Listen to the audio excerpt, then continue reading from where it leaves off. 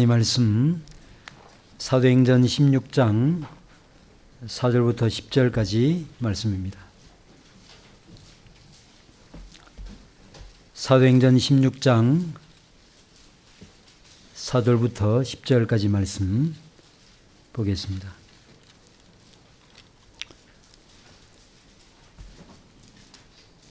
찾으신 줄 알고 제가 받들어 읽겠습니다. 여러 성으로 다녀갈 때 예루살렘에 있는 사도와 장로들이 작정한 규례를 그들에게 주어 지키게 하니 이에 여러 교회가 믿음이 더 굳건해지고 수가 날마다 늘어가니라. 성령이 아시아에서 말씀을 전하지 못하게 하시거늘 그들이 부르기아와 갈라디아 땅으로 다녀가 무시 앞에 이르러 비두니아로 가고자 했으되 예수의 영이 허락하지 아니하시는지라. 무시아를 지나 두로아로 내려갔는데 밤에 환상이 바울에게 보이니 마게도냐 사람 하나가 서서 그에게 청하여 이르되 마게도냐로 건너와서 우리를 도우라 하거늘 바울이 그 환상을 보았을 때 우리가 곧 마게도냐로 떠나기를 힘쓰니 이는 하나님이 저 사람들에게 복음을 전하라고 우리를 부르신 줄로 인정함이르라. 아멘. 오늘 밤에는 3년 전에 불가리아로 파송되어서 선교 사역을 감당하시다가 지난 주간에 합신 선교사 대회가 있어서 국내에 들어오신 박상경 선교사님께서 말씀을 전가하시겠습니다.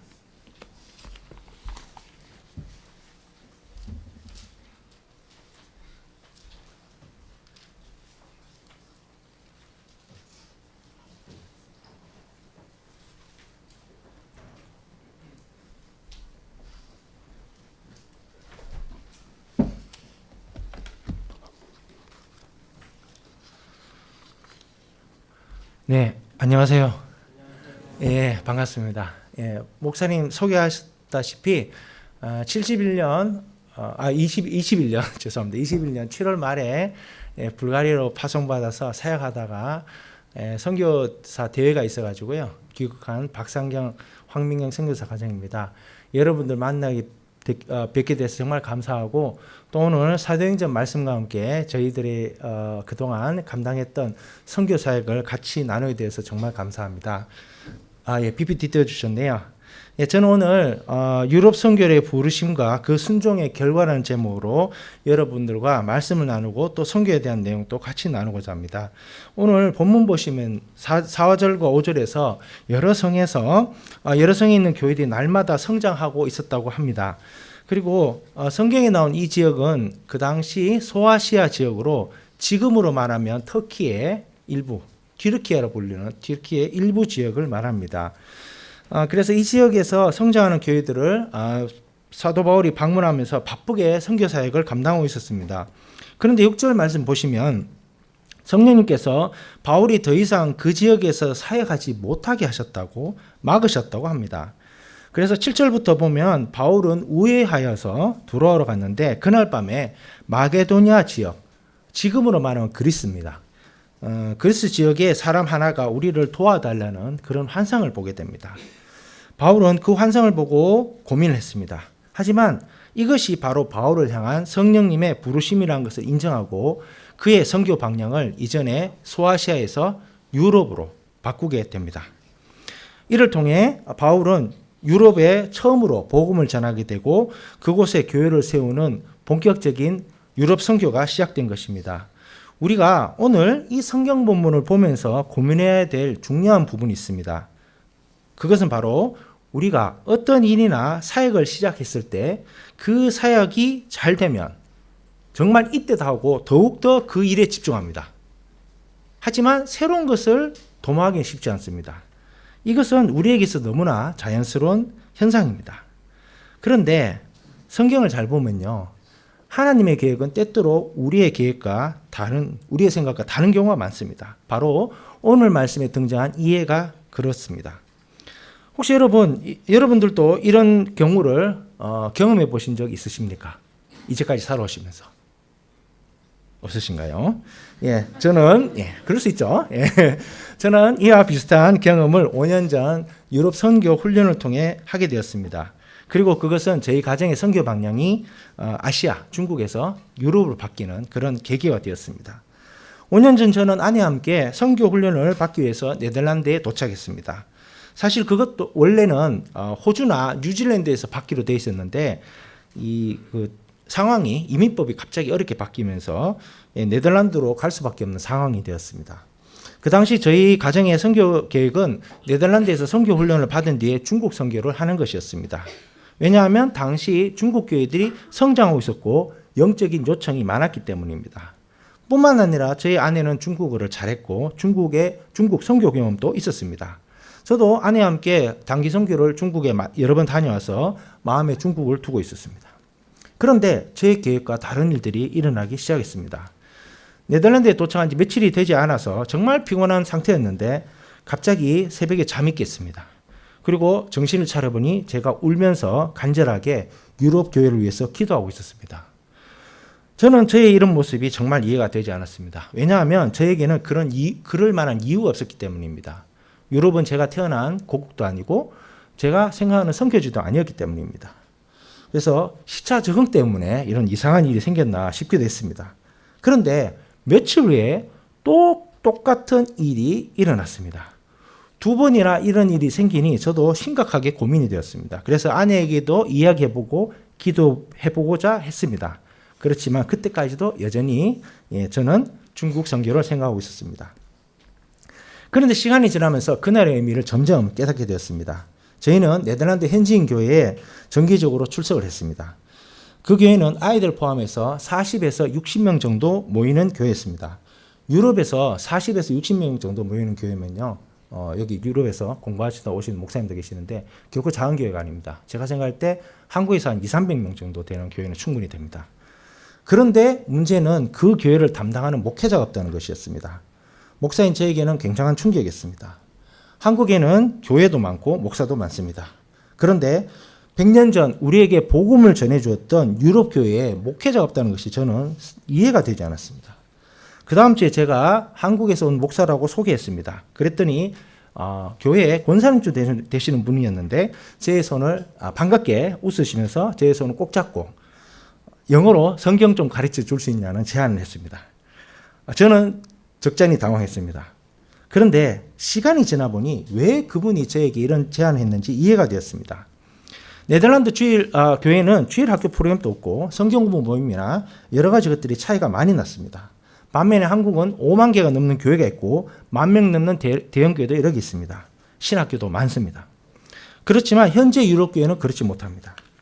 담당 목사가 없는 무목교회가 많고 100명만 넘어도 큰 교회로 인식이 되었습니다. 저는 목사로서 유럽 교회가 어떻게 이렇게 쇠퇴하게 됐는지 참 안타까웠습니다. 하지만 그러한 가운데 소수의 훌륭한 그리스도인들을 만날 수 있었습니다. 어떤 분은 크리스마스 휴가 때 저희들에게 자기의 자동차를 무료로 빌려주기도 했습니다. 식사 초대도 여러 번 받았습니다. 어떤 분은 네덜란드나 독일에 와서 머무를 데가 없으면 자기 집에 와서 생활해도 좋다고 했습니다. 저는 그들과의 교제를 통해 그들의 속 깊은 이야기를 들을 수 있었습니다. 그들 모두 자신들의 미래를 심각하게 고민하고 있었습니다. 시간이 지날수록 그리스도인들은 점점 줄고 반대로 무슬림들은 점점 증가한다는 것이었습니다. 그런데 더 심각한 문제는 이들을 양육하고 섬기고 도와줄 목회자가 부족하다는 것이었습니다. 그래서 겸손한 몇몇 유럽인들은 이제는 한국에서 선교사가 와서 자기들을 도와주기를 희망한다고 말했습니다. 그러던 중 단기 선교 프로그램으로 불가리아를 3주간 방문했습니다. 원래 이것도 알바니아를 가려고 했는데 갑자기 상황이 바뀌어서 불가리아로 가게 됐습니다. 당시 저도 불가리아를 생각하면 떠오르는 것은 불가리스 요구르트밖에 없었습니다. 3주간 머물면서 주일 예배를 3번 드렸습니다. 불가리아도 잘 모르지만 찬양팀에서 반주도 하고 성장식도 같이 섬겼습니다. 이상하게 불가리아는 잘 모르지만 설교의 주제가 제 마음에 깊이 있게 다가왔고 은혜가 되었습니다. 뿐만 아니라 기억에 남을 만남들도 있었습니다. 크리스라는 어린 아이가 있었는데 기타 반주를 하는 저를 무척 좋아하고 따랐습니다. 마지막 환송 예배 때까지 저의 주위를 맴돌았습니다. 메리라는 아이가 있었습니다. 당시 저희는 유럽 사람들과 함께 그 팀으로 갔었는데 그 팀원들과 함께 영어 클래스를 진행하고 있었습니다. 그 아이도 거기에 왔습니다. 하지만 이 아이는 영어 배우는 것에 관심도 없고 말도 하지 않았습니다. 그런데 한두 주가 지나면서 이 아이의 태도가 바뀌기 시작했습니다. 수업에도 관심을 가지며 적극적으로 참여했습니다. 그리고 마지막 환송 예배 때 저에게 다가와서 저를 꼭 껴안아 주었습니다. 저는 참 당황스럽지만 너무나 감사했습니다. 알고 보니 이 두 아이 모두 가정에 아픔이 있었습니다. 한 아이는 아버지가 없고 한 아이는 입양되었습니다. 모두가 누군가로부터 사랑을 받고 싶어 하던 아이들이었습니다. 사실 저도 어린 시절 가정의 아픔을 경험했습니다. 그래서 그런지 하나님께서 그런 아픔이 있는 아이들을 보게 하시고 만나게 하셨다고 생각합니다. 저는 이런 경험들을 통해 불가리아에 많은 영적인 필요가 있다는 것과 하나님께서 불가리아를 돕기 원하신다는 것을 느꼈습니다. 하지만 그때까지도 계속해서 중국 선교만을 생각하고 있었습니다. 유럽 선교를 끝내고 한국에 돌아와 보니 중국은 문이 닫혔고 선교가 불가능한 지역이 되었습니다. 이런 상황에서 저는 앞으로의 선교 방향이 심각하게 고민되었고 또 불가리아에 대한 마음이 있었기에 지금 학친 총장이신 우리 김하우 교수님 만나 뵙고 불가리아로 선교를 정하고 또 교단 선교부에서 파송을 받게 되었습니다. 당시 어떤 목사님이 저에게 선교지를 정할 때 환상을 보는지 음성을 듣는지 물어보았습니다. 저는 환상이나 음성이 아니라 상황을 본다고 답했습니다. 저는 오늘 말씀에서 등장하는 사도 바울의 마게도냐 환상 같은 것은 보지 못했습니다.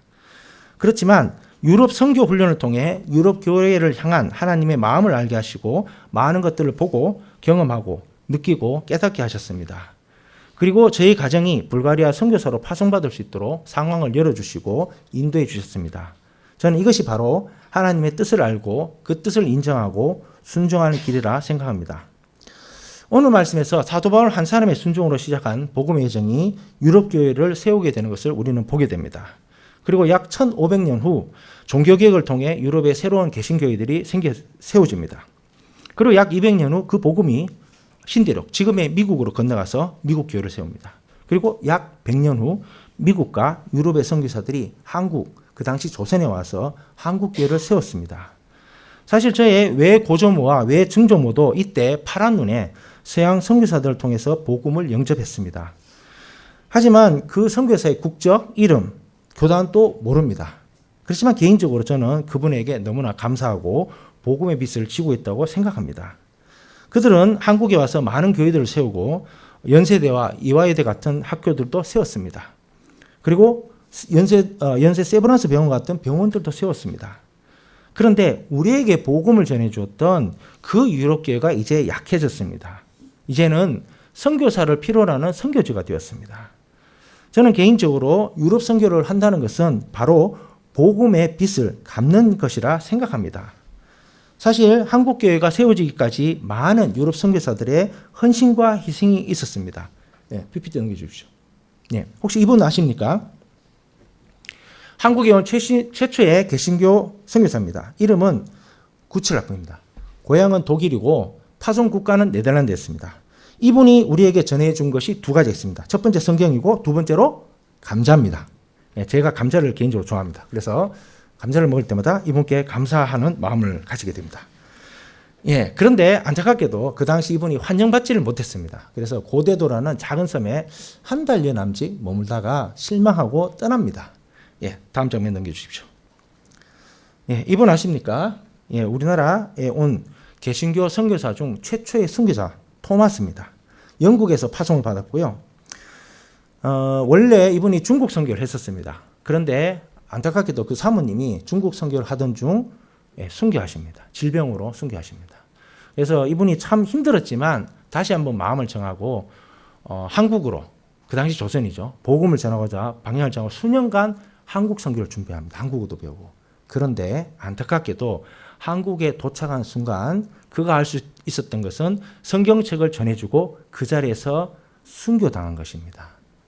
그런데 정말 감사하게도 그가 준 성경책을 통하여서 그 성경을 읽어본 많은 사람들이 예수 그리스도를 영접하게 됩니다. 심지어 그 자리에 참수를 그 선교사님을 참수했던 병졸마저도 예수님을 영접합니다. 그리고 이후 그들이 평양 대붕 운동을 일으키는 주축들이 됩니다. 다음 PPT 넘겨주십시오. 예, 그 당시 장면입니다. 정말 많은 분들이 예수님 믿고 회개하고 돌아오는 엄청난 역사가 일어났습니다.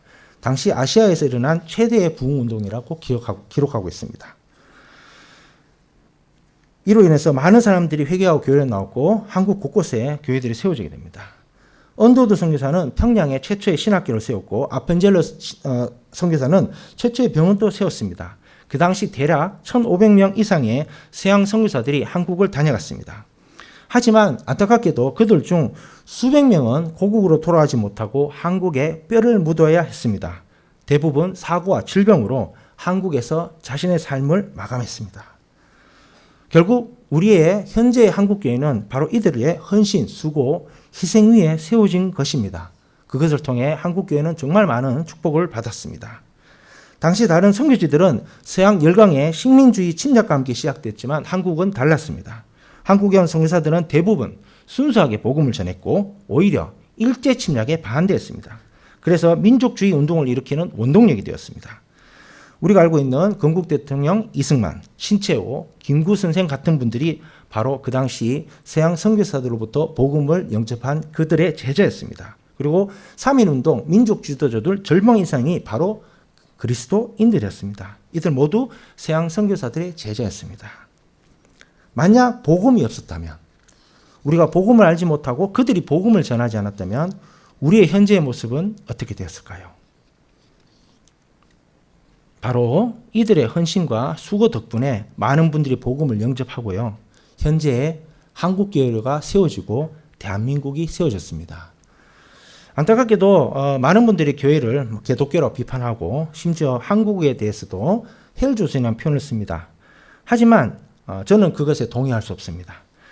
제가 유럽에 와서 선교사로 생활하면서 활동을 하면서 알게 된 것이 예전에 우리가 유럽을 이런 선망의 대상으로 바라봤습니다. 그런데 유럽에서 직접 살아보니까요. 우리가 뒤처진 부분이 거의 없어요. 오히려 앞서가는 부분들이 많더라고요. 예, 저는 그것이 정말 자랑스럽고 감격스러울 때가 있습니다. 우리가 그들 가운데 우리에게 복음을 전해준 그들에게 가서 할 수 있는 것이 많다는 것이 정말 자랑스럽습니다. 자, PPT 넘겨주십시오. 혹시 이 사진 보신 적 있습니까? 한 6년 전, 7년 전 인공위성으로 찍은 사진인데요. 저 위에 밝은 불빛 보이시죠? 예, 저기가 중국이고요. 중간에 시커먼 부분 있죠? 예, 저기가 북한입니다. 노스코리아. 그 다음에 밝은 부분은 어디겠습니까? 예, 대한민국이죠. 예, 아마 저 밝은 부분이 수도권인데요. 그중 일부가 아마 여기 일산, 예, 동구, 예, 이쪽이 되겠죠. 포함될 그 점이 하나 있을 것 같습니다. 딱 보시니까 어떻습니까? 눈으로 볼 때 확연하게 차이 납니다. 그렇죠? 엄청나게 우리나라가 이렇게 발전하고 있다는 거 꽤 오래전 사진이지만 이렇게 볼 수 있습니다. 예, 저는요, 제가 선교사로서 유럽에 살면서 사역해 보니까요, 이게 우리가 이렇게 선교하고 이렇게 성장한 것이 우연이 아니라는 생각을 가질 때가 많습니다. 정말 저는 하나님께서 이 시대에 복음을 전하기 위해서 세상에 대한민국을 특별하게 거룩한 나라요 왕 같은 제사장으로 선택했다는 것을 저는 믿습니다. 여러분들 어떻게 생각하십니까? 제가 개인적으로 유럽에 있으면서요, 참 저에게 있어서 이런 대한민국과 위대한 선교 역사를 가진 한국교회에 있다는 것이 너무나 감사하고 자랑스럽습니다. 당시 많은 선교지들이 있었는데요, 그 선교지들 가운데 유일하게 선교사를 세계에서 두 번째로 많이 보내는 선교 대국으로 성장한 나라는 대한민국밖에 없습니다. 100년 전에도 지금 또 선교지인 나라들이 많아요. 근데 한국은 이제는 선교사를 엄청나게 많이 보내는 그런 선교 대국이 되었습니다. 100년 전 네베우스 선교사가 한국을 방문해서 한국 지도자들에게 세 가지 원칙을 제시했습니다. 세 가지 원칙이라는 것은 첫 번째, 자전, 스스로 복음을 전하고, 자치, 교회를 스스로 다스리고, 세 번째, 경제적으로 자립하는 것이었습니다. 당시 한국 초기 지도자들은 이 원리를 잘 받아들이고 순종했습니다. 그래서 한국 교회는 일찍 자립하고 성장해서 현재의 모습이 되었습니다. 그리고 이 삼자원리를 가장 잘 실천한 한국의 네비우스 선교사는 자신의 뼈를 묻었습니다. 저에게 있어서 바로 닮고자 하는 선교 모델은 네비우스 선교사와 우리 한국교회입니다. 저와 아내는 이런 선교 모델을 앞으로 계속 감당할 수 있기를 기도하면서 남은 인생을 불가리아에서 이런 좋은 선교 모델을 남기는 선교사로 살아가기를 소망합니다.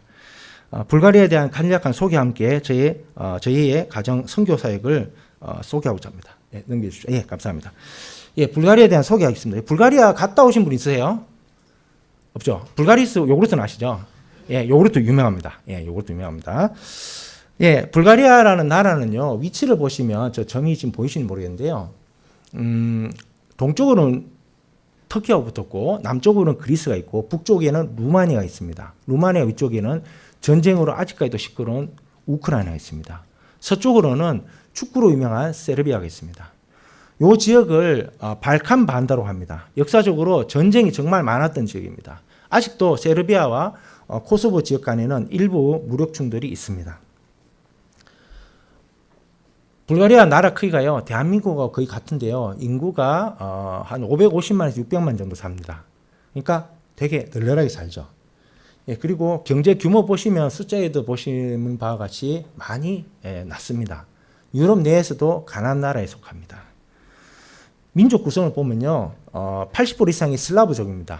여러분들 러시아 분들 한두 번은 보신 적 있으시죠? 예, 러시아하고 비슷합니다. 예, 러시아 사람들하고 비슷하게 생겼습니다. 예, 그 슬라브족들이 80% 이상이고 저희들은 그 종족을 대상으로 사역을 합니다. 그리고 터키계가 한 10% 가까이 있습니다. 역사적으로 불가리아가 500년 이상 터키의 지배를 받았습니다. 그래서 아직도 그 사람들이 남아있고 7% 정도가 집시입니다. 집시 혹시 보신 적 있나요? 예, 얼굴이 까맣고요. 역사적으로 북인도에서 이렇게 홀러온 민족이에요. 그래가지고 그 민족들이 한 7% 있고요. 종교 구성을 보면요, 동방정교회라고 있습니다. 예, 거의 뭐 민족 종교, 예, 전통 종교처럼 이렇게 보여지는데 저희 개신교와 너무나 많이 다릅니다. 그것이 한 80% 넘고요. 보통 동방정교회 신자들은 저희처럼 이렇게 주일날 잘 안 모입니다. 예, 주일 예배도 없고, 예, 주일날 뭐가 있긴 있어요. 있는데 진짜 몇 명 안 오고 1년에 한 번 정도 정말 많이 옵니다. 그러니까 절에 가시는 분들 1년에 한 번 절에 가잖아요, 보통. 아니면 평생에 몇 번 가는 거. 그거 생각하시면 되겠습니다. 80분 넘고, 무슬림이 한 10% 됩니다. 10% 가까이 되고, 좀 넘나 하여튼 그 정도 됩니다. 그리고 개신교가요, 1% 조금 넘는데, 거기서 집시 교회가 꽤 많거든요. 집시를 빼면 실제로 순수 슬라브족 교회는 0.5% 정도 됩니다. 사실상 미전도 국가입니다. 예, 넘겨주십시오. 예. 저희 사역을 소개했습니다. 언어 공부하는 건데요. 예, 불가리아, 혹시 러시아어 공부해 보신 분 있으신가요? 없군요. 예. 있나요? 예. 예, 러시아어하고 비슷합니다. 예, 그래서 러시아어가 굉장히 어렵거든요. 예, 불가리아어 상당히 어렵습니다. 그래서 한국 사람이 공부하기 어려운 언어인데 다행히 저희가 언어 자격증은 패스는 했어요. 근데 그때부터 언어 공부 시작이더라고요. 그래서 지금 또 계속 하고 있고요. 사역을 위한 언어 공부는 계속 해야겠다 싶어서 계속 하고 있고, 제일 위에 뭐 머리 노란 어떤 그 복부인처럼 이렇게 생긴 분 있죠. 예, 이분이 문법 선생님이세요. 예, 저희 3년째 계속 공부하고 있습니다. 열심히. 예, 그 밑에 웃고 있는 청년 보이죠? 그때 대학생인데 지금은 이제 청년이 되었어요. 대학을 졸업해서. 이렇게 옆에 있는 그림들은 저희가 공부했던 교재들이고요. 이렇게 공부하고 있습니다. 넘겨주시고. 네, 저희가 하는 사역 중에 스포츠 사역이 있습니다. CCC라는 캠퍼스 선교단체 아십니까? 예, 불가리아도 있습니다. 그리고 그 분들 중에 가장 활발한 사역이 스포츠 사역입니다. 스포츠 사역 목적은요, 스포츠가 컨택 포인트가 돼가지고 믿지 않는 사람들 만나고 복음을 전하고 교회로 인도하는 그런 역할을 합니다. 축구 배구가 있었는데 원래 탁구가 없었어요. 저희가 가면서 탁구가 시작이 돼가지고 한 1년 반 정도 됐습니다. 탁구대회 3번 열고 저한테 개인적으로 배우는 제자가 한 20명 정도 됩니다. 그런데 최근에 듣기로 유럽에 있는 스포츠 사역이 한 17, 8개국 있는데요. 탁구는 불가리아밖에 없대요. 감사하게도 제가 유일한 탁구 사역자입니다. 참고로 저는 탁구 선수 출신이 아닙니다. 그냥 동호인이었는데 선교지 가니까 제가 전문 사역자 돼가지고 이렇게 사역을 하고 있습니다. 그리고 감사하게도 전도를 계속하고 있고 그 가운데는 예수 그리스도를 영접한 자매도 있었습니다. 정말 감사하게 생각하고 앞으로 계속해서 이 사역을 통해서 믿지 않는 사람들 불러 모으고 복음 전할 수 있기를 저희는 간절히 바랍니다. 두 번째 넘겨주십시오. 예. 그 다음으로 저희가 하는 사역이 음악 사역이 있습니다. 예, 사진 보시면 제일 왼쪽에 하늘색 옷 입고 있는 소년 보이죠? 미국 선교사 자녀인데 주더라고. MK 스쿨이 있습니다. 영어로 이렇게 진행하는 MK 스쿨인데 거기서 제가 기타를 가르치는 거고, 그다음에 두 번 중간에 있는 윗줄에 있는 그 10대 소년 또 한 명 보이죠? 얘는 이제 불가리아 10대입니다. 이름 저기 그 친구는 저한테 이렇게 악기를 배우고 있는 그런 사진이고, 세 번째 보면 어떤 여자 청년 보이죠? 20대 중반인데 최근에 시작했어요. 저한테 배우기 시작했는데 첫 번째 레슨을 끝내고서 저한테 이런 얘기를 하더라고요. 자기는 좋은 기타 선생님을 만나기 위해서 하나님께 기도를 했대요. 그래서 기도 응답이 난가 싶어서 개인적으로 참 감사했습니다. 열심히 잘하고 있습니다. 예, 그 다음에 이제 밑에 사진 보시면요. 사람들 많이 모여있죠. 부활절 찬양 예배 때 찍은 사진이고, 저쪽 오른쪽 구석에 보면 머리 숙인 사람이 접니다. 예, 베이스 기타 제가 치고 있고요. 예, 저 중에 몇 명이 제 제자들이에요.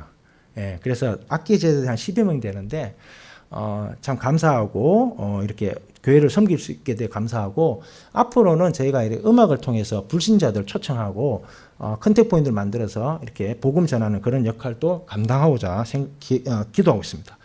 예, 그 다음 장면 넘겨주십시오. 예, 그 다음 장면 보시면 여기 NGO 사역인데요. 저희가 현지 법인을 하나 만들었습니다. 현지 법인은요, 하는 역할이 교회를 벗어난 다양한 사역들을 효과적으로 하기 위해서 만든 겁니다. 그래서 제일 위에 보면 어떤 아주머니 옆으로 누워서 이렇게 약간 웃는 모습이 보이죠? 예, 저게 어디냐 그러면 요양병원이에요. 국가에서 운영하는 형편 어려운 분들 제가 가서 치료받는 곳인데, 저희가 처음에 그곳을 방문했을 때 저 아주머니가 상당히 저희를 안 좋아하셨어요. 예, 그런데 계속해서 방문하다 보니까 이분이 표정이 바뀌고 마음을 여시더라고요. 저희가 현지 청년 전도사와 함께 그 사역을 진행했었는데 최근에는 좀 못하고 있습니다. 이분이 어느 순간부터요, 말씀을 듣기 시작했어요. 예, 그래가지고 그 청년이 짧게나마 설교를 하거든요. 그러면 잘 듣고, 예, 고개를 끄덕이고, 이런 모습 보면서, 하나님께서 이렇게도 마음을 여시고 복음을 듣게 하시는구나. 참 감사했습니다. 그리고, 그 옆에 사진은요, 저희 교회, 지금 현지 교회 출석하는 현지 교회 교인들과 함께 방문한 사진이고, 밑에 사진은 크리스마스 때 같이 가서 캐롤송 불렀던 그 장면입니다. 예, 넘겨주십시오. 예, 그 다음으로 제자양육과 교회 개척이 있습니다. 저희는 선교 방향이요, 철저하게 현지인들을 지도자로 세워서 그들의 민족을 섬는 방식으로 저희는 앞으로 사역을 하고자 합니다. 한국 분들이요 가셔가지고 담임 목사 역할을 하는 경우가 꽤 있습니다. 교회를 세우고, 죄송한 얘기지만 저희는 좀 그거는 안 맞다 생각하고요. 물론 뭐 그것도 다 하는 일이지만 저희는 100년 전에 저희 한국에 서양 선교사들이 와서 처음에는 그런 역할을 했지만 바로 신학교 세우고 우리 조상들을 지도자로 세우거든요. 저는 그게 모델이기 때문에 지금 앞으로 그렇게 할 예정이고, 그 제일 왼쪽 사진 보시면 이렇게 학교인데요. 자매 한 명 있죠. 저희가 캠퍼스 사역을 시작하려고 많이 이렇게 기도하고 있었는데 쉽지가 않았어요. 왜냐 그러면 유럽에서 이제 다녀보거나 이제 공부해 보신 분들 알지만 한국은 캠퍼스가 따로 있잖아요. 예, 유럽은요, 도시 안에 건물이 따로따로 돼 있고요. 그 건물 한 동이 그냥 단과대학이에요. 그래서 그 내부인을 알지 못하면 그 학교에 들어갈 수 없어요. 그래서 저희가 오랫동안 참 고민이었는데, 하나님께서 저희가 출산한 교회에 저기 오른쪽에 있는 그 자매를 보내주셔가지고 특수교육과, 저게 이제 한국으로 말하는 교육대학입니다. 소피아 대학. 우리나라로 치면 서울대학 정도 되는데요. 소피아 대학 교육대학이에요. 특수교육 학생을 보내주셔가지고 그때 학교를 방문하고 찍은 사진입니다. 외부인들이 거의 안 오나 봐요. 저희가 가니까 강의실에 있던 교수님들, 학생들이 다 나와 저희 쳐다보더라고요.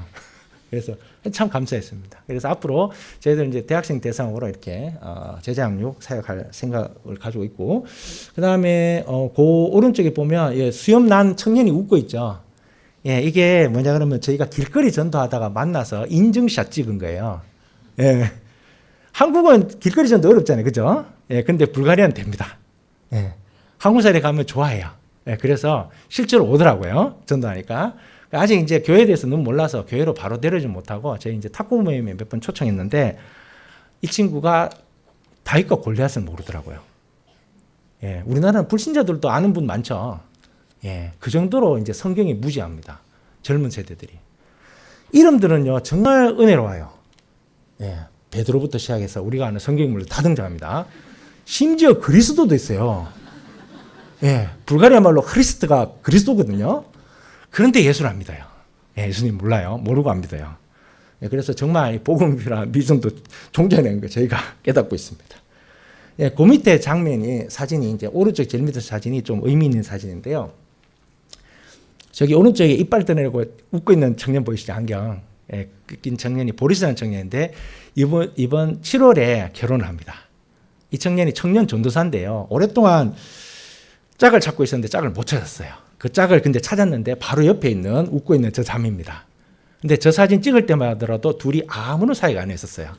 예, 왜냐 그러면 저 자매가 네덜란드에서 5년 전에 선교훈련 받을 때 저희와 함께 선교훈련 받았습니다. 그리고 저희가 이제 불가리아 갔다 가려니까 그래도 좀 가깝잖아요. 그래서 얼굴 보러 휴가 때 한번 온 건데 예, 옆에 있는 저 이빨 대려놓고 웃는 청년이 가보니까 그냥 웃는 게 아니었더라고요. 예, 저매가 너무 마음에 들어가지고 그때부터 열심히 쫓아다녀서 예, 결혼하게 됩니다. 예, 감사하게 이렇게 저희를 통해 가지고 이렇게 차세대 사역자 가정이 이렇게 탄생에 대해서 너무 감사하고요. 유럽에는 한국과 다르게 결혼식 제도에 대부 대모라는 제도가 있습니다. 그러니까 부모님은 아니지만 자기가 존경하고 좋아하는 사람 이렇게 초청해서 결혼식 그 증인 역할을 하고요. 불가리아 같은 경우는 전통적으로 민속 의상 입고 민속 춤도 춰야 된대요. 그래가지고 저희도 가서 지금 배워야 되는 상황이에요. 가서 예, 좀 어렵습니다. 그래가지고 그래 참 감사하고요.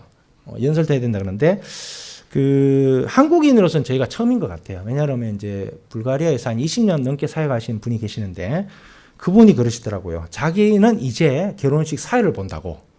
저희는 3년 아직 안 됐죠. 그런데 참 이거는 현지인들 신뢰를 받지 못하면 안 되는 일인데 참 대단하시다고 그러더라고요. 뭐 제가 대단한 게 아니고 하나님이 대단하신 거죠. 이렇게 만나게 하셔가지고.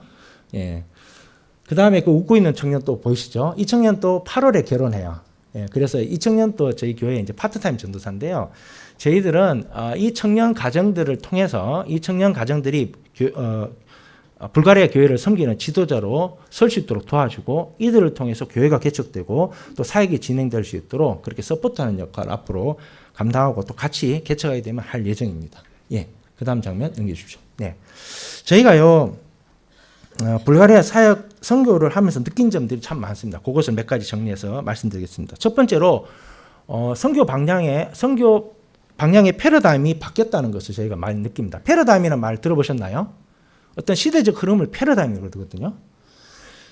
과거에 우리 선교하면 떠오른 게 뭡니까? 예, 저 밀림에 들어와서 예, 그 까만 좀 그런 분들하고 이렇게 지내면서 뭐 그런 거 있지 않습니까? 그리고 이제 선교사라 부르지 못하고 우리 모두 선생님이라 부르고 예, 기도 편지 보면 시역, 기역, 시옷으로 이렇게 표시되는 예, 그런 지역 있지 않습니까? 그런 데로 많이 갔었어요. 저희도 원래 그런 지역 가려고 그랬는데요. 하나님께서 이렇게 보고 드렸다시피 이렇게 방향을 트셨는데 가서 보니까요, 예, 정말 할 일이 너무 많더라고요. 예, 뭐 어떻게 생각하실지 모르겠는데 저희가 2년 9개월 동안 약 3년 동안 솔직히 언어 배우기도 바쁜 시기거든요. 그런데 하나님께서 길을 열어주셔가지고 이런 사역들을 많이 감당이 됐어요. 그러니까 참 아쉬운 거는 저희가 하나님 인도로 이렇게 어떻게 보면 이게 주류 사회에 깊숙이 들어간 거죠. 편입되고. 그러니까 정말 밖에서 안 보이던 것들이 많이 보여요. 과거에는 그런 지역들만 선교지를 생각했는데요. 오히려 기독교 국가라 생각했는데 복음화율이 현저히 떨어지고 그 안에 영적인 필요가 많고 우리를 환영하는 사람들이 많다는 걸 저희가 발견하게 됩니다. 그래서 이렇게 선교 방향이 바뀌고 있구나. 참고로 제 아내가 중국 선교를 했고 희망을 했지만 지금 중국의 선교 문이 닫혔어요. 그럼 우리가 생각할 때 중국 이제 선교 망했구나 생각하잖아요. 근데 최근에 들린 소식은 선교사들 빠지고 나서 중국 교회가 더 성장하고 있답니다. 예, 중국 교회 심지어 선교사를 파송을 해요. 주변 동남아 국가로. 실제로 그걸 본 분이 저한테 얘기를 하더라고요. 그래서 고민이 어떻게 하면 선교사를 효과적으로 훈련시켜서 보낼까 그거 고민하고 있대요. 참 놀랍죠. 근데 유럽은 선교의 문이 열리고 있어요. 예, 이런 변화를 저희가 몸소 체험하고 있습니다. 두 번째로 현지인들과의 협력 관계입니다. 저는 유럽 선교에 있어서 이건 필수라고 생각합니다. 왜냐하면 죄송한 얘기지만 우리 한국 선교사님들이 열심히 특심이라고 가면 이렇게 개척을 하고 그렇게 단독 사역하는 경우가 많아요. 예, 그게 뭐 통하는 지역도 있습니다. 근데 유럽은요 이미 역사가 오래되고요 있을 것은 다 있어요. 근데 그 비율이 적고 누군가의 도움을 필요하는 그런 현상, 그런 시점이거든요. 그래서 협력을 통해서 얼마든지 다양한 사역과 그런 가능성들이 많다는 거 저희가 몸소 체험하고 있습니다. 참고로 저는 합신교단 소속이고 합신교단 파송이지만 불가리아에서는요 현지 회중교단이라고 칼빈주의를 지향하는 보수적인 교단이 있습니다. 거기 정회원입니다. 선수도 했고요. 예, 그러다 보니까 좋은 게요 신분이 보장되고요 거기서 종교 비자를 받고 예, 인맥이 넓어지고요 인맥이 넓어지니까 사역이 열려요. 예, 제가 그 경험하고 있거든요. 그리고 심지어 미국 선교사들하고 협력하니까 또 다른 또 사역들이 있고요. 예, 아까 말씀드린 CCC 그런 것도 그렇고 정말 다양한 이런 협력 관계를 통해서 사역들이 진행된다는 것을 느끼고 있습니다. 자, 세 번째로 오픈 마인드와 유연한 사고입니다. 유럽에 가서 혹시 잠깐이라도 살아보신 적 있으신가요? 여행 말고. 우리 교수님 있을 거고 잘 없죠. 있으신가요? 이러고 계시면. 예. 예. 유럽 사람들, 한국 사람들과 정말 다릅니다. 우리는 처음에 만날 때 뭐 합니까? 예. 호구조사부터 합니다. 그렇죠? 예. 부모님 뭐 하시는지, 나이가 몇인지. 그렇죠? 근데 저희가 2년 9개월 정도 있으면서 저에게 나이 물었던 사람이 한 명인가 두 명 있었어요. 예. 그것도 어느 정도 친해진 상태에서. 예. 관심 없어요. 왜냐 그러면 나이가 중요하지 않습니다. 어른이든 아이든 전부 다 수평적인 관계예요.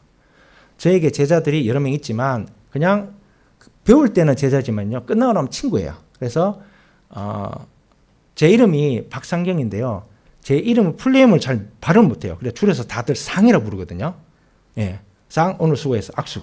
예, 그리고 끝입니다. 예, 수평적인 관계고요. 굉장히 개인주의적이고 독립적이에요. 5년 전에 어떤 일이 있었냐 그러면 우리 카톡방 단톡방 많이 쓰잖아요. 카톡과 같은 왓츠앱을 쓰거든요. 유럽 사람들도 단톡방이 있었는데요. 3주 동안 저를 초청을 안 하는 거예요. 매일 보는데.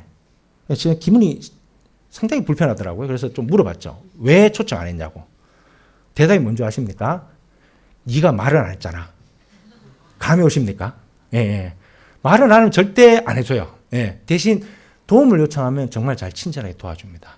아, 그때 알았어요. 이게 개인주의구나. 예.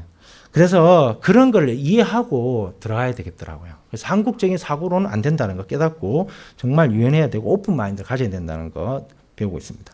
네 번째로 타문화 훈련의 중요성입니다. 저희가 5년 전에 네덜란드에서 선교 훈련 받았잖아요. 정말 이게 중요했더라고요. 방문만 열면요. 콧대 높고 눈파란 서양인들이 기다리고 있습니다. 저희를. 그래서 아침부터 저녁까지 뭐 프로그램 되게 많아요. 정말 힘들었어요. 주방도 같이 서야 되고. 근데 그것을 통해서 유럽 사람들이 어떤 생각을 가졌는지 어떤 가치를 가졌는지 이해를 하게 됐습니다. 만약 이게 없었다면 저희들이 이렇게 빨리 정착하기 쉽지 않았을 것 같아요. 그래서 정말 그것이 필요하다는 거 깨닫고 과거 모델에서 탈피. 예. 아까도 말씀드렸다시피 유럽 사람들 상하관계 좋아합니다. 파트너십. 근데 한국 사람들은 우리 아까 나이 문다 그랬잖아요. 예, 그래서 서열 따지거든요. 그렇죠? 예, 그런 게 좀 국룰입니다. 그런 거 싫어합니다. 그래가지고 예, 그런 과거의 모델을 탈피해서 정말 평등하게 서로 돕고 돕는 파트너십이 필요하다는 거 저희가 배우고 있고요. 그 다음에 신학 얘기를 안 할 수 없는데요. 아까 목사님 가도 잠깐 얘기했지만 유럽에서 정식 학위를 주는 대부분의 신학교들이요. 지금 흐름이 뭐냐 그러면 퀴어 신학을 가르칩니다. 퀴어라는 단어 들어보셨죠? 예, 동성애를 옹호하는 신학, 말도 안 되는 신학을 가르칩니다. 그것을 필수로 했기 때문에 그거 안 배우면 졸업을 못해요. 그래서 최근에 한국에서 유학 오신 목사님들 그것 때문에 고민이 많습니다. 안 배울 수는 없고 안 배우자니 졸업 못하고. 예, 뭐 아펠도른 저희 합신과 MOU 맺은 아펠도른 신학교는 아예 그런 걸 안 하죠. 이제 그런 신학교들이 몇 개 안 남았어요. 예, 그래서 신학이 이렇게 극단적으로 가는구나. 반면에 또 은사주의 신학도 많아요. 이렇게 뭐 밀어서 넘어뜨리는 그런 게 있잖아요. 퍼포먼스를 하는 교회에서 그런 것도 많고 정말 혼탁한 그런 상황입니다. 그래서 정말 보수적인 신학이 필요하다는 거 깨닫고 언어 공부의 중요성. 예. 언어는 계속 해야겠더라고요. 하면 늘고요. 그래서 그렇게 깨달았고, 그 다음에 옆에 있는 사진은 뭐냐 그러면 저희가 하는 스포츠 사역, Athletes in Action, 그 사진을 저희가 이렇게 캡처했습니다. 넘겨주십시오. 마지막으로 유럽 선교 전략에 대해서 조금 나누고 마치도록 하겠습니다.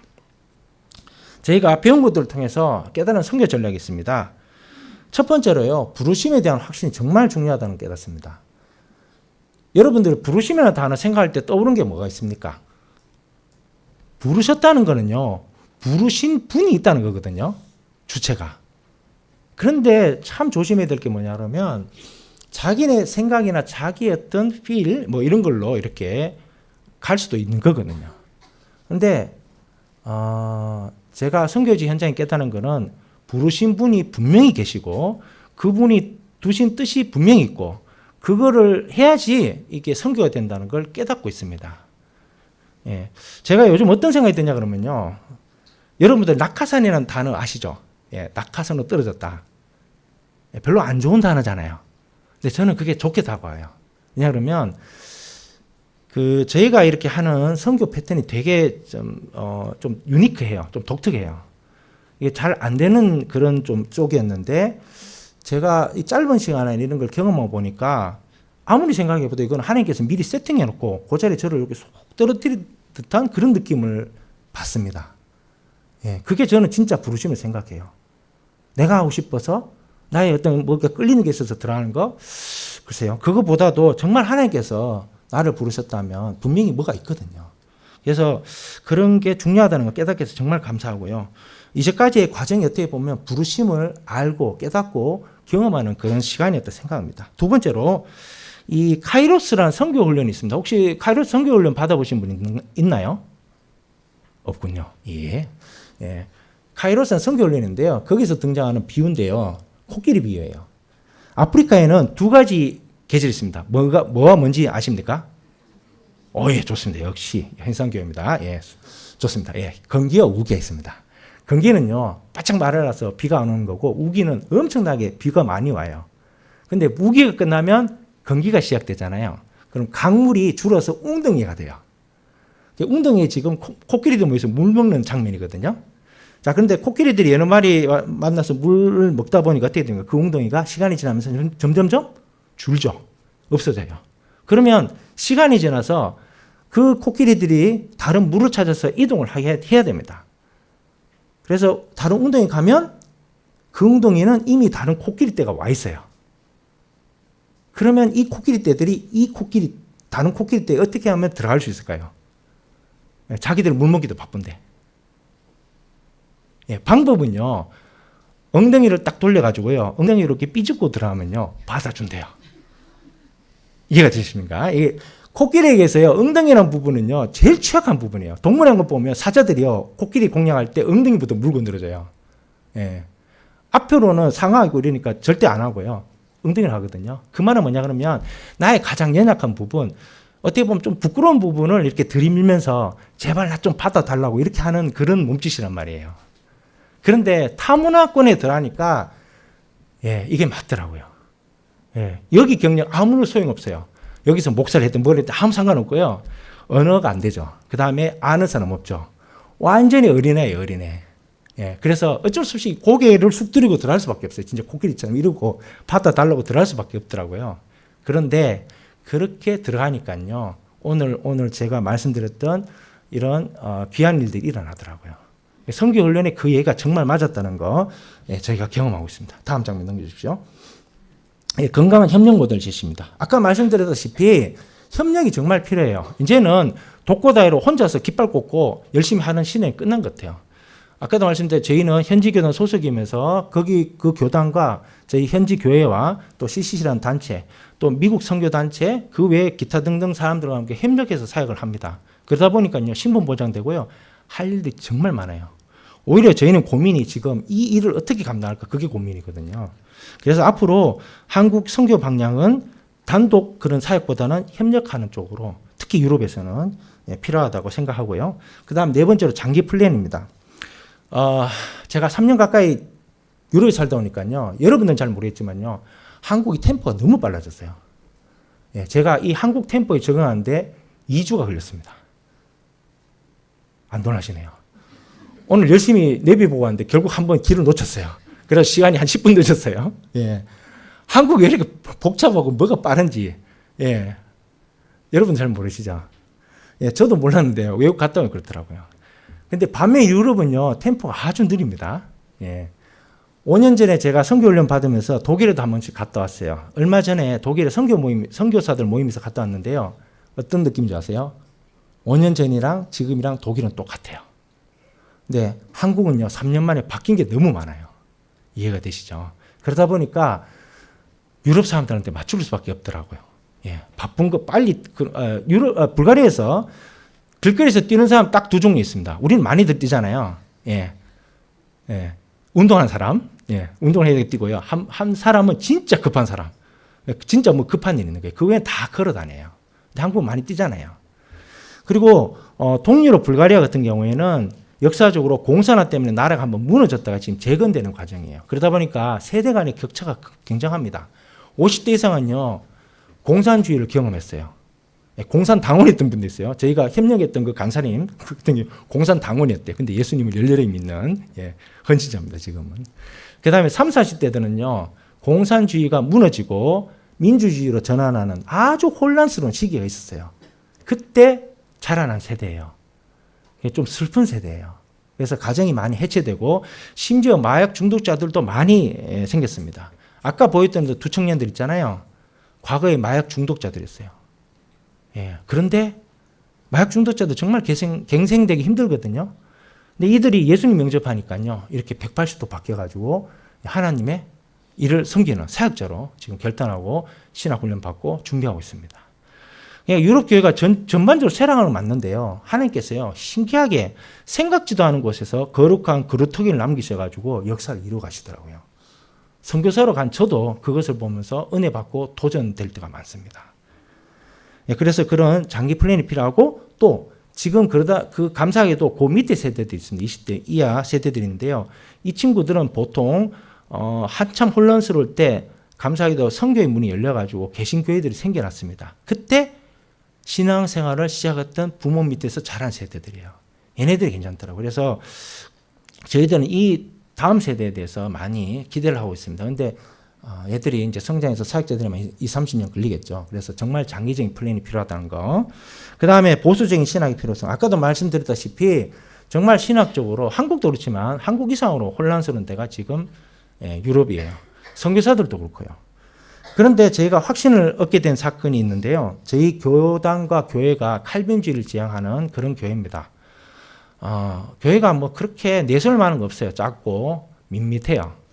근데 이제 엉뚱한 짓 안 하고 이렇게 바른 길 가니까요. 하나님께서 사람을 보내주시는데 저희 교회가 저희가 오면서 저희가 그 교회 출산 1년 반이 넘었습니다. 근데 그 기간 동안 2배 성장했었어요. 안 놀라시는군요. 여러분들 교회가 너무 성장을 잘하셔서 그러신 것 같습니다. 유럽에서요, 이 짧은 기간 동안 2배 성장하는 건 드문 사실입니다. 물론 뭐 인구 원래 작았어요. 한 20-30명 모이는데 지금 40-50명 모이거든요. 안정적으로 성장을 보면서요, 제가 확신을 갖게 됐어요. 역시 바른 길을 가야 된다. 돌아가더라도. 예, 정말 필요성 깨닫고요. 그 다음에 컨텐츠 제공자의 역할인데요. 가서 보니까 현지인들이 부족한 부분들이 많아요.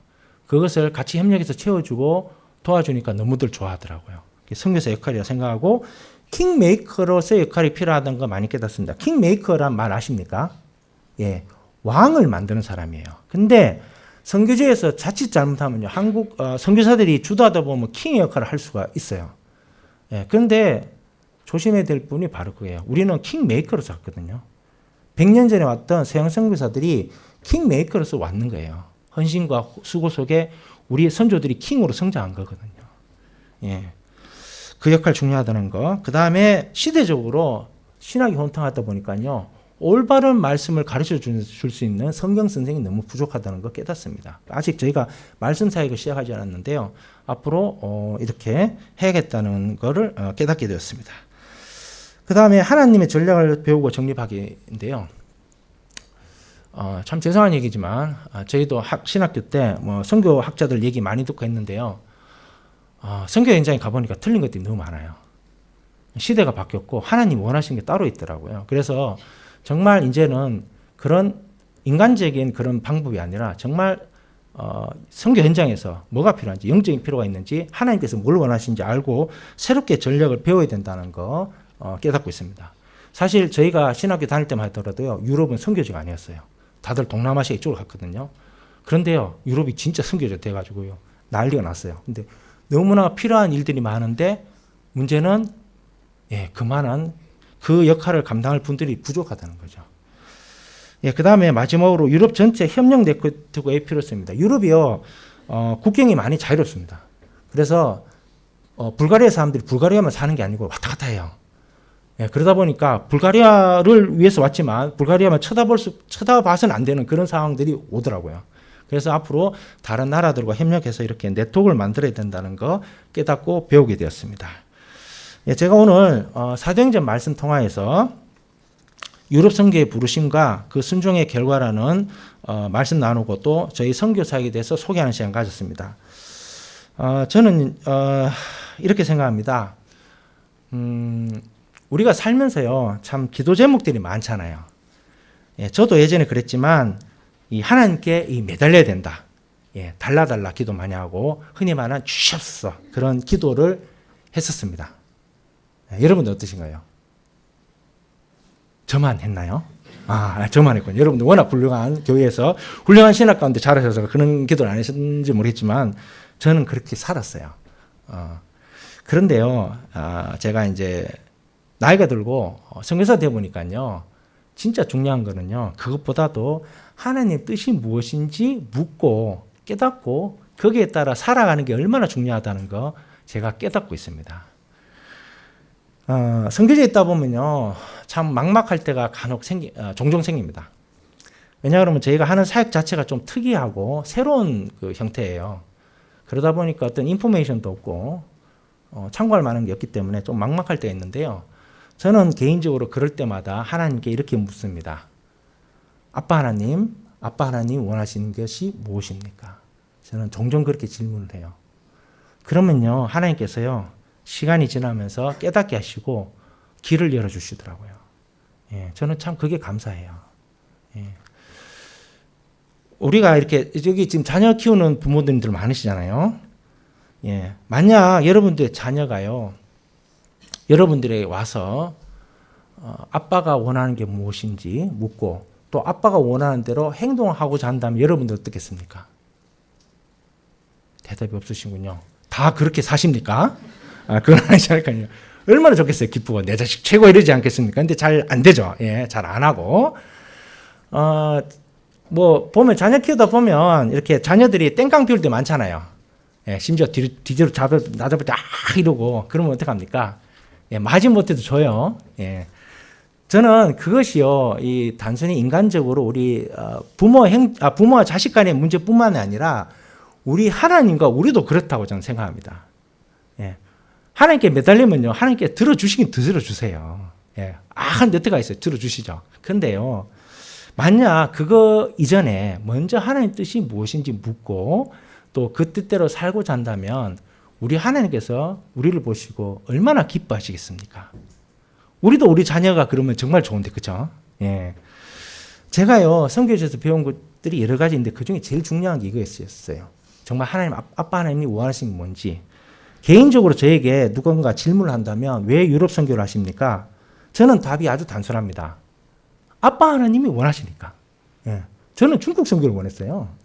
근데 아빠 하나님이 원하시고 이렇게 인도해 주시기 때문에 저는 하는 거거든요. 이것이 단순히 선교사에게만 해당된다고 저는 생각하지 않습니다. 우리 믿는 여러분들 모두도, 저와 여러분 모두가 해당되는 사실이라고 생각합니다.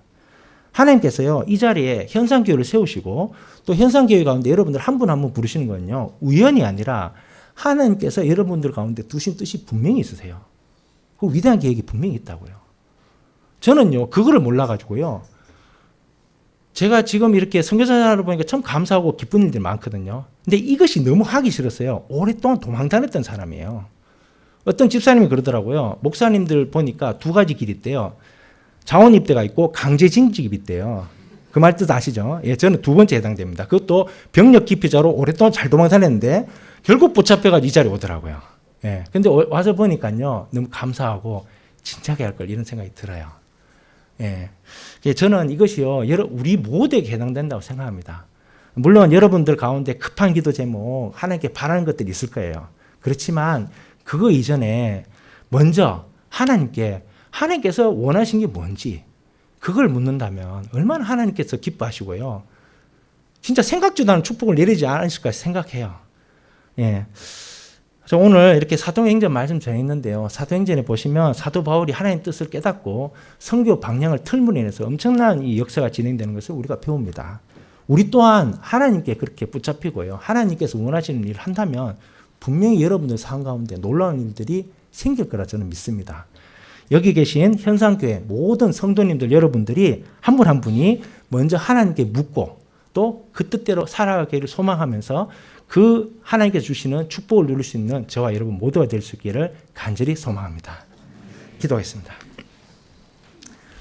사랑해 주님 감사합니다. 부족한 연약한 저희들 주님께서 주님의 귀한 자녀들로 또 제자들로 불러주시고 이 자리 가운데 모여서 주일 저녁에 예배드릴 수 있도록 도와주니 감사드립니다. 부족한 종이 그동안 하나님께로부터 경험하고 배운 내용들을 나눴습니다. 주님께서 뜻이 있어서 이 현상교회를 세우시고 또 성도님 한 분 한 분 이 자리에 불러 모으신 것 저희가 믿습니다.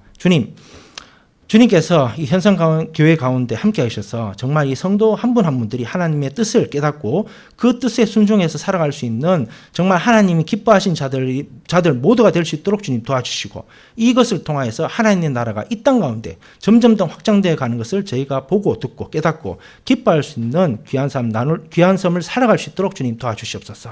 주님, 또 현상교회가 주의 복음을 들고 세상으로 나가는 선교사들을 위해서 기도하며 또 선교사에게 귀하게 쓰임받는 교회가 될 수 있도록 주여 인도하여 주시옵소서.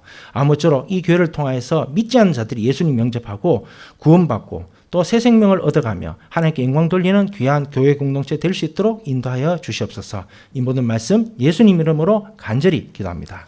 아멘.